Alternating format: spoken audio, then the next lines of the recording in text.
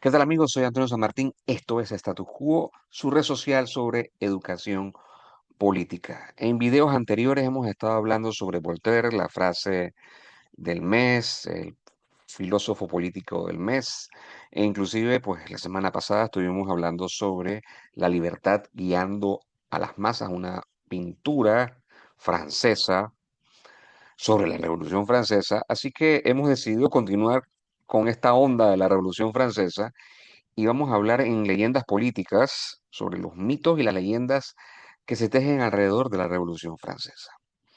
Recuerden pues suscribirse a esta cuenta Status Quo y si les gusta este video, por favor, un like. Muy bien, vamos entonces a arrancar. Lo primero que tenemos que decir que es muy importante es que la Revolución Francesa tiene cuatro etapas. La toma de la Bastilla, la etapa del terror, la etapa consular y la etapa imperial. En la escuela secundaria, en las universidades, se vuelan, casi nunca tratan ni la etapa del terror, ni nada por el estilo. Simplemente hablan de lo bonito de la Revolución Francesa. Y sí, la Revolución Francesa es importantísima dentro de la historia de la humanidad, pero también pasan cosas importantes que tienen consecuencias importantes dentro de la historia política de la humanidad.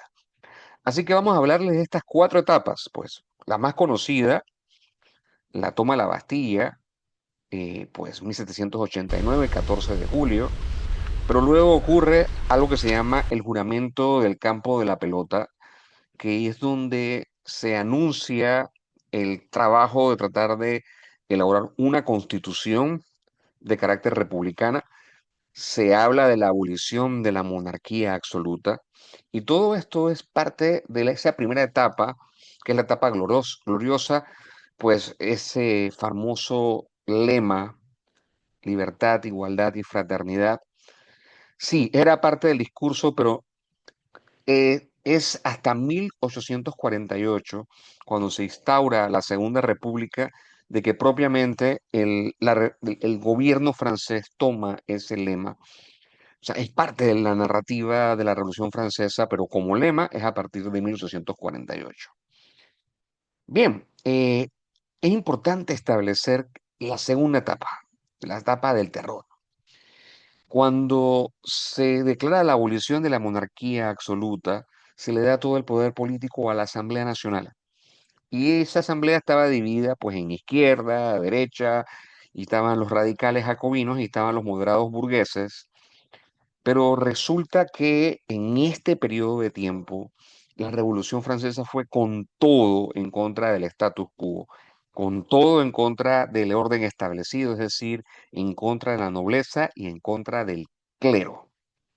Eh, en el caso del clero, pues se persiguió a la iglesia, se cerraron iglesias, se persiguieron a los clérigos, a los sacerdotes, se expulsaron sacerdotes. Y esta es una etapa muy complicada de la Revolución Francesa, en donde pues se lleva a juicio sumario a muchas personas y pues no es un mito. Se calcula que entre 15.000 y 17.000 personas fueron ajusticiadas por un mecanismo que supuestamente era indoloro, pues el doctor Guillotín crea la guillotina para supuestamente crear una muerte automática sin dolor. Y pues lo que se calcula que entre 15.000 y 17.000 personas, el año más difícil, donde más personas mueren, es 1794. En un periodo de 2 meses se dice que todos los días pues se ejecutaban cerca de 25 personas. Y pues este es un periodo bastante complicado en donde se dice que la propia revolución se termina tragando, se termina comiendo a sus propios hijos, porque precisamente Robespierre, uno de los grandes líderes de la Revolución Francesa, es también llevado a la guillotina. Y esta etapa del terror tan radical, pues se suma un tercer periodo más moderado que se llama la etapa consular, en donde los radicales pierden el poder político dentro de la Asamblea Nacional y los burgueses moderados toman el poder político, controlan el poder político y se inicia esta etapa consular. Se nombra dos cónsules, uno de ellos Napoleón Bonaparte. Importante señalar que esto de los cónsules, pues venía de Roma y venía también de Grecia, Esparta.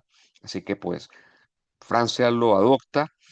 Uno de los dos cónsules es Napoleón Bonaparte, pero Napoleón Bonaparte da un golpe de Estado y así termina el periodo consular y se inicia la etapa imperial. Y quisiera pues cerrar este video hablando un poco sobre otro de los mitos, porque siempre se ha dicho de que la Revolución Francesa fue con todo en contra del clero. Y es la razón por la cual, pues en las guerras napoleónicas, se decía que Napoleón Bonaparte era un anticristo. Siempre se ha dicho que ha habido dos anticristos en la historia de la humanidad. Uno de ellos, Hitler. Pero supuestamente el primer anticristo era Napoleón Bonaparte. ¿Por qué? Porque la Revolución Francesa representaba una postura radical en contra de la iglesia, en contra del clero y en contra de la nobleza. Por eso entonces, tanto en España como en América, como en el resto de Europa, van todos contra Francia, eso en las guerras napoleónicas, y todos decían que Napoleón era el primer anticristo, era el anticristo, iba en contra de la Iglesia Católica. En otros videos vamos a hablar un poco sobre algo que se llama las cinco repúblicas de Francia, pero es demasiada información para toda meterla en un video, así que vamos a cerrar por hoy. Espero que les haya gustado esta información sobre los mitos, las leyendas alrededor de la Revolución Francesa. Nos vemos en la próxima. Hasta luego.